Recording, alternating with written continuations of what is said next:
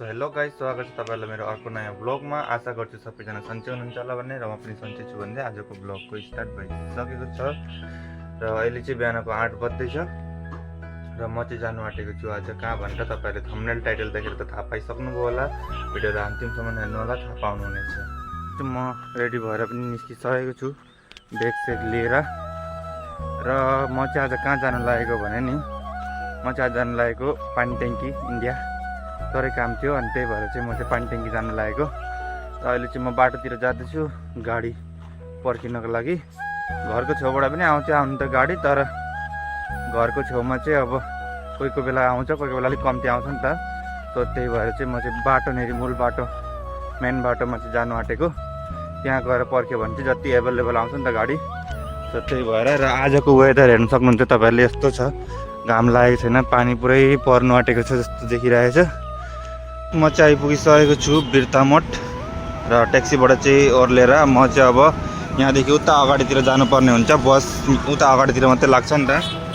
त्यही लागि चाहिँ म चाहिँ जाँदैछु यहाँदेखि हिँडेर। र बस चाहिँ उता अगाडि लाग्छ, अलिक निकै हिँडेर जानुपर्छ। यो चाहिँ हो हाम्रो बिर्तामोड झापा, देख्न सक्नुहुन्छ। यतादेखि चाहिँ हाम्रो घरतिर जान्छ र उता अगाडि चाहिँ धरानतिर जाने बाटो हो। र यतातिर चाहिँ इन्डिया जाने काकरभिट्टा जाने बाटो चाहिँ यतातिर हो। र म चाहिँ अहिले जाँदैछु, बसमा जानुपर्ने हुन्छ नि त। त्यही भएर चाहिँ म जाँदैछु उता अगाडि बस पाउनेतिर। बसहरू पनि आइरहेको छ।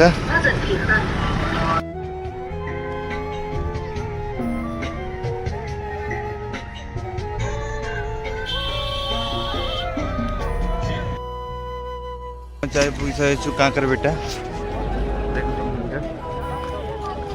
र अब चाहिँ यहाँदेखि चाहिँ जानुपर्ने हुन्छ रिक्सामा, रिक्सा त्यसमा चाहिँ जानुपर्ने हुन्छ। अब चाहिँ यहाँदेखि चाहिँ रिक्सामा जानुपर्ने हुन्छ। यसलाई के भन्छ, टमटम भन्थ्यौँ हामीहरू चाहिँ उतातिर। यहाँनिर चाहिँ यस्तो मजाले बजार लागेको हुन्छ।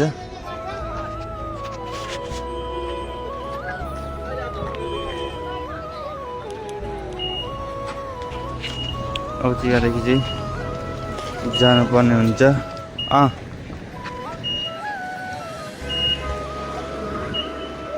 कसरी गोटा अरे? 20 रुपियाँ। ल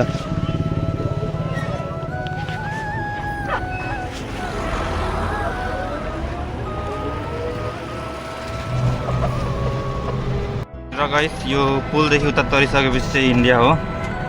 अहिले चाहिँ हामी नेपालतिरै छौँ। अब यो पुल तरिसकेपछि नेपाल आउँछ, इन्डिया आउँछ। र दाइले चाहिँ हामीलाई इन्डियासम्म लगेर छोडिदिनुहुन्छ पारी। देख्न सक्नुहुन्छ यतातिर सबै यस्तै मात्रै चल्छ, अटोहरू हुँदैन, सबै यस्तै मात्रै हुन्छ। यहाँसम्म लिएर छोडिदिनु भयो। अब यहाँदेखि उता अगाडि गएपछि चाहिँ डकुमेन्ट्स भेरिफिकेसन हुन्छ नि त, डकुमेन्ट्स देखाउनु पर्ने हुन्छ, नभए जानु पाइँदैन। र त्यही भएर यहाँदेखि चाहिँ म हिँड्दै जाँदैछु। उता अगाडितिर चाहिँ डकुमेन्ट्स भेरिफिकेसन हुँदैछ। उहाँ अगाडि गएर चाहिँ देखाउनु पर्ने हुन्छ आफ्नो जे पनि छ डकुमेन्ट्स होइन। र त्यहाँ त मोबाइल एलाउड गर्दैन। सो त्यही लागि चाहिँ म अब एकैचोटि पारी तरेर मात्रै भेट्ने छु। गाइस, म चाहिँ आइपुगिसकेको छु पारी इन्डिया टेकिसकेको छु। र अलिकति मार्केटिङहरू गर्नु थियो, र मार्केटिङहरू गरिसकेर चाहिँ म भेट्ने छु। फेरि पारी तरेर नेपालतिर पुगेर फेरि भेट्ने छु। सुधार गरिसकेर म चाहिँ अब फेरि जाँदैछु नेपालतिरै। यहाँनिर बजारहरू देख्न सक्नुहुन्छ तपाईँहरू, कपडा पसलहरू पुरै बाटोको छेउमा लागिरहेको छ। मेरो चाहिँ बजार सिकिसकेर अब चाहिँ म पारीतिर जाँदैछु नेपाल। र अब बजार गरिसकेर चाहिँ आज चाहिँ म घर जाने छुइनँ, किनभनेदेखि आज चाहिँ म खेमा घर जानेछु। खेमाहरूको पनि गएको छुइनँ नि त म नेपाल आएबाट। सो अब चाहिँ यहाँबाट गएर चारालीमा भेट्ने छु। सो गाइस, फाइनली म चाहिँ चाराली आइपुगिसकेको छु।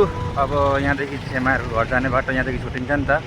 सिधै गएको थियो भने चाहिँ बिर्तामोड भएर हाम्रो घर पुगिन्थ्यो। र यहाँदेखि चाहिँ अब खेमाहरूको घर जाने बाटो यतातिर चाहिँ बर्ने जान्छ। अब यहाँदेखि चाहिँ फेरि म केमा गाडीमा जानुपर्ने हुन्छ, म्याजिक एयरमा।